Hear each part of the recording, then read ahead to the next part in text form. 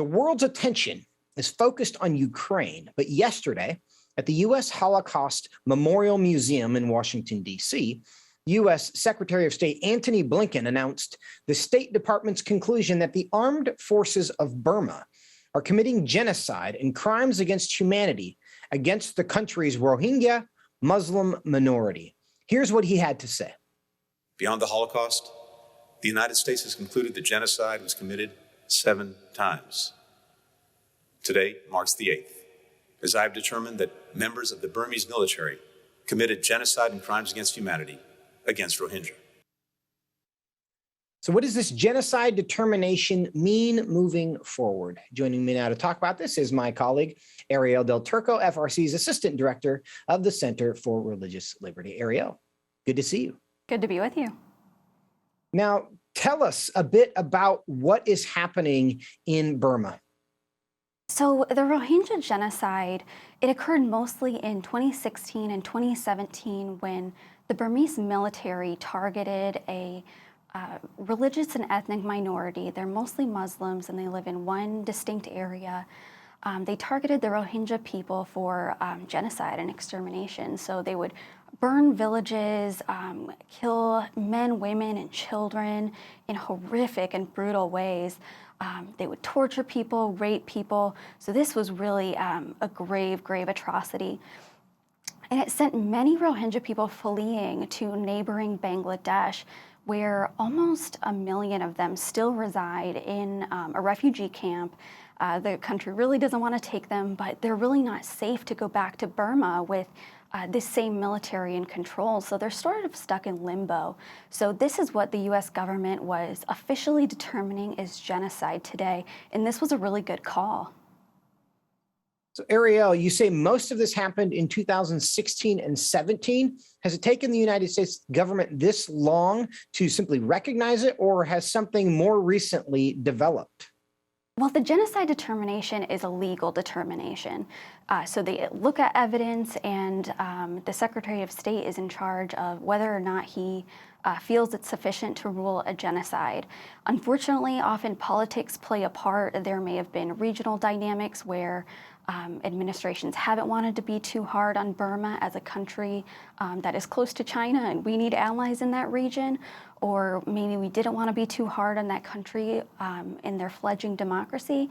However, now it's beyond a shadow of a doubt that the Burmese military, it's up to no good. The military, since the genocide, had a coup in the country and took over the admittedly weak democracy that was there.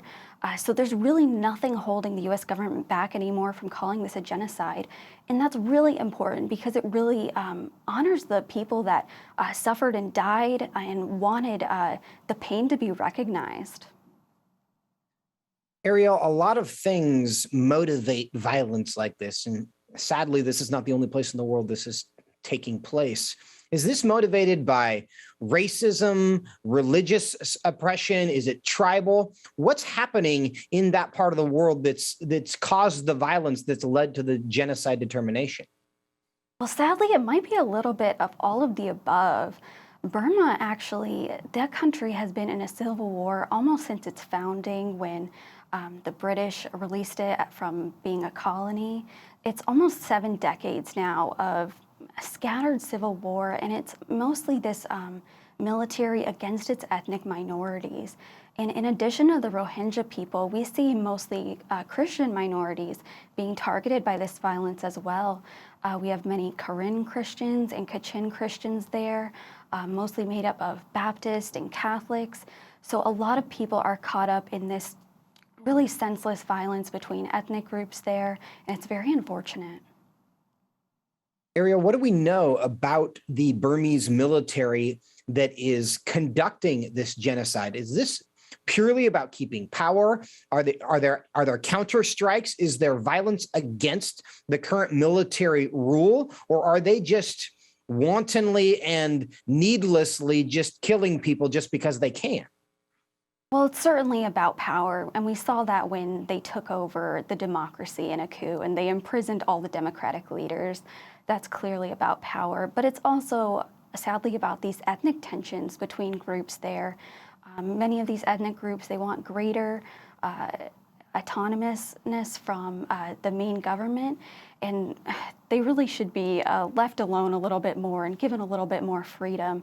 But instead, we're seeing these leaders hungry with power, seeking to crush them at all costs, and honestly targeting the civilian population almost indiscriminately. They're not just targeting insurgents. The Burmese military is really bad, and they deserve to have their actions called out as genocide, and they deserve to be targeted by world leaders as human rights abusers.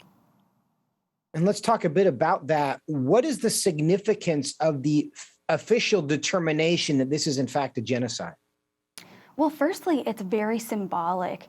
The United States very sparingly uses its genocide determinations and does so very carefully. So for the U.S. to make this decision at all is a very big deal. But also for countries around the world, it signals a call for action. The United States and many countries is party to the 1948 Genocide Convention, and that calls all the signing countries to a twofold responsibility to prevent and punish genocide.